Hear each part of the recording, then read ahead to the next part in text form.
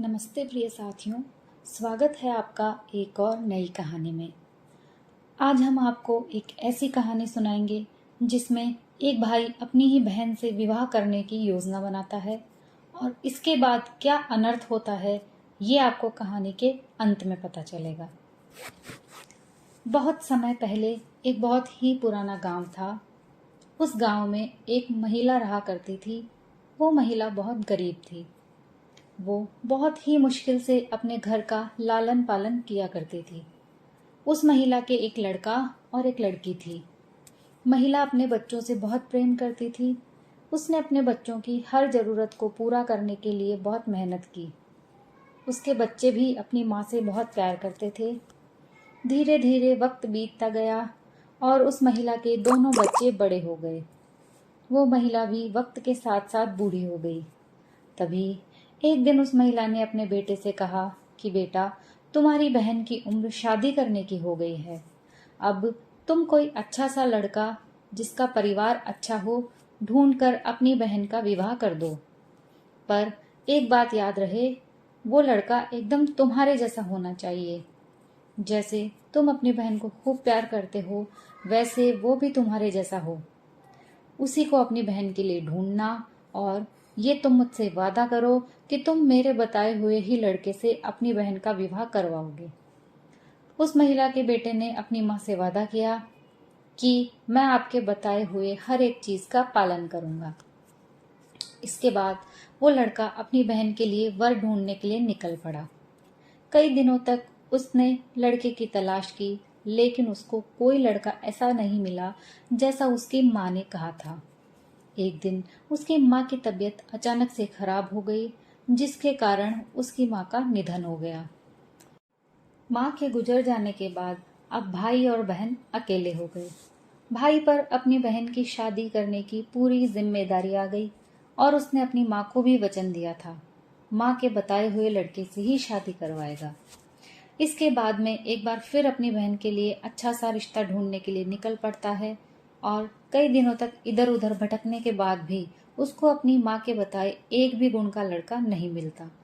इसके बाद वो लड़का थक हार कर अपने घर चला आता है और दुखी हो जाता है कि मैंने माँ को वचन दिया है और मैं उस वचन को पूरा नहीं कर पा रहा हूँ। जिसके बाद वो थक हार कर एक कमरे में जाकर अकेले बैठ जाता है। तभी अचानक से उसके मन में एक ख्याल आता है कि क्यों ना मैं ही अपनी बहन से शादी कर लूं, क्योंकि माँ ने बोला था कि मेरे जैसा लड़का होना चाहिए जो अपनी पत्नी से बहुत प्रेम करे, जिससे माँ को दिया हुआ वचन भी पूरा हो जाएगा और मेरी बहन की शादी भी हो जाएगी। जिसके जिसके बाद वह लड़का अपनी बहन के साथ शादी करने का विचार करता है। वो बाजार जाकर शादी की सारी सामग्री ले आता है, जिसको देखकर उसकी बहन उससे पूछती है कि भैया ये सब क्या है और तुम ये किसकी शादी का सामान लेकर आए हो। जिसके बाद उसका भाई उसको बताता है कि तुम्हारी शादी के लिए मैं ये सब सामग्री लेकर आया हूँ। इसके बाद उसकी बहन अपने भाई से पूछती है कि किससे शादी करवा रहे हो मेरी, अभी तो कोई शादी के लिए रिश्ता लेकर भी नहीं आया है। जिसके बाद उसका भाई वहां से बिना कुछ बोले चला जाता है। तभी उसकी बहन किसी काम से बाहर निकलती है तो गांव में रहने वाले कुछ लोग उसको बताते हैं कि तुम्हारा भाई खुद तुमसे शादी करने के लिए शादी का इंतजाम कर रहा है। जैसे ही उसकी बहन को ये पता चलता है कि मेरा भाई मेरी शादी करने जा रहा है और वो भी खुद से, तो उसके पैरों तले जमीन खिसक जाती है। जिसके बाद उसकी बहन तुरंत भागकर अपने भाई के पास जाती है और इस बात को अपने भाई से पूछती है कि बाहर जो सभी लोग बात कर रहे हैं क्या वह सच है। अपनी बहन के पूछने पर भी उसका भाई कोई उत्तर नहीं देता है। अपने भाई की चुप्पी को देखकर वह समझ जाती है कि ये मेरे साथ ही शादी करने की योजना बना रहा है। जिसके बाद उसकी बहन एक लोटे में जल, चुनरी और चप्पल लेकर जंगल की ओर भाग जाती है। तभी वहां पर कुछ गाय चराने वाले व्यक्ति मिलते हैं जो उसकी बहन से पूछते हैं कि बेटा तुम कहाँ जा रही हो। लेकिन बहन कोई उत्तर नहीं देती है और जंगल में अंदर चली जाती है। जंगल में बीचों बीच पहुंचकर वह जोरों से धरती माता को आवाज देती है और उनका आह्वान करती है हे धरती माता, मुझे बचा लो मुझे, नहीं तो यहाँ पर बहुत बड़ा अनर्थ हो जाएगा।